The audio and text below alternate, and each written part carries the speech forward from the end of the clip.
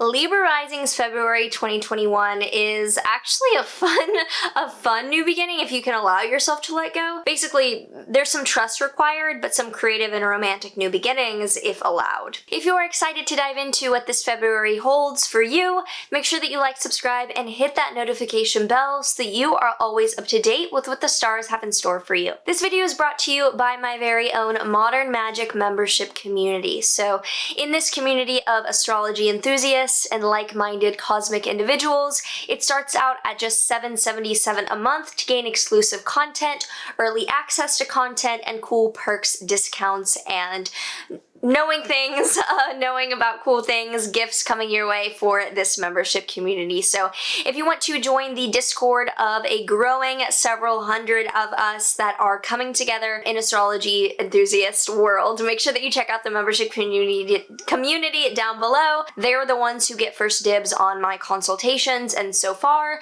there have been none left because they take them all up before the general public. So if you want to get those opportunities, check that out below. Hi, I'm Maren. I am a professional astrologer, author, and entrepreneur. I combine ancient Hellenistic and modern psychological astrology techniques to provide grounded guidance.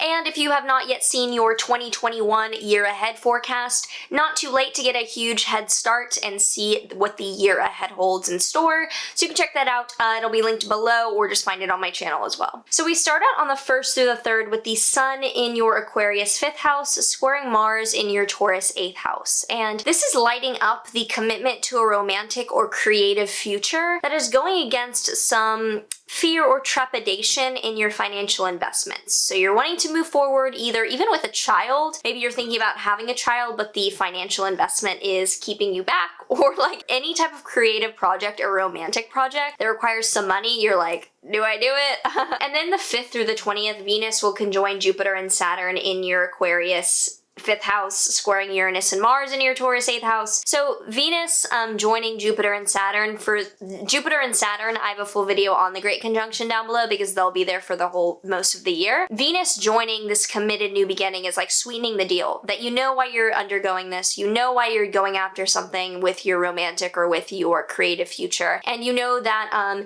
even though there's some volatility or some unpleasant stubbornness coming from a financial party involved, you're having to put your trust in someone's hands that is not acting appropriately, or that you have to just trust is doing the best that they can, because they're kind of all over the place financially, so that you can create for the long term. Then the whole month behind the scenes, Saturn in Aquarius is squaring Uranus and Taurus between your 5th and 8th houses. So this is really the dynamic of the year, is commitment and a challenge to grow in your romantic or creative world is going against some desire to break free or some rebellious energy in your shared financial world. It could also be that if there's deaths in your family that the required dealing with could be a shakeup to what you want to create, but for most people it will then apply to the transition that is financial, not like life-based. On the 8th, there's a Sun-Mercury conjunction in your Aquarius 5th house, an indication of receiving information, things coming to light, or getting good news around romance or creativity. So it's a cute little Kazemi beginning of the month on the 8th. And then on the 11th, there is a new moon in your Aquarius 5th house, a new beginning, a clean slate around children, creativity, or romance that is extremely architectural and like growth oriented, like really planning for the future. I have a full video on this linked below if you want to watch it, because it's so fucking Aquarius. It's like crafting this new reality around creation in your life, and fun.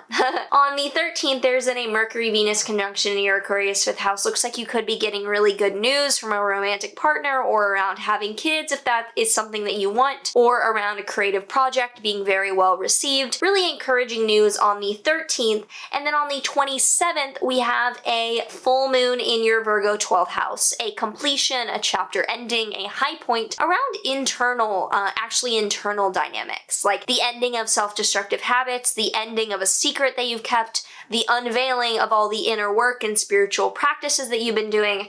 Maybe so much internal contemplation over the past few months has led to your creative breakthrough that is now the new beginning that is so well received. So something internal is now breaking free as we end the month. If you have any thoughts, questions, comments coming up for you and your rising sign this month, make sure that you leave a comment down below so we can discuss and see what all of us are going through for this upcoming February. Tarot card for Libra Risings for February. We have the Fool. We have 0. We have the Fool. The Fool has no agenda, no journey yet that he has taken.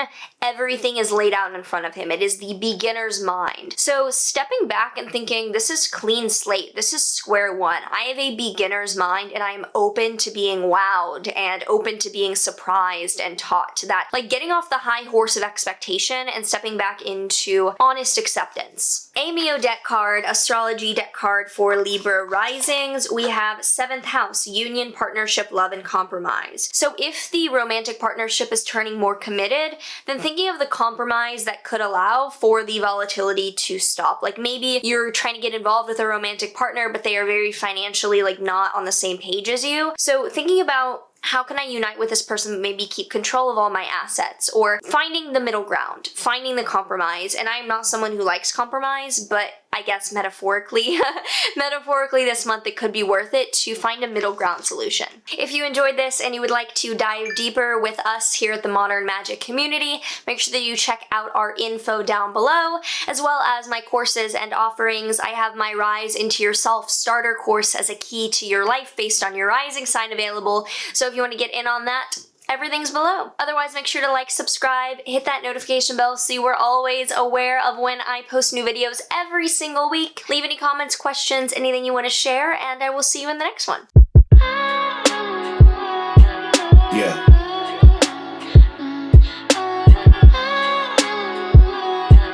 Yeah. You must be blinded by the lights. We came to shine here.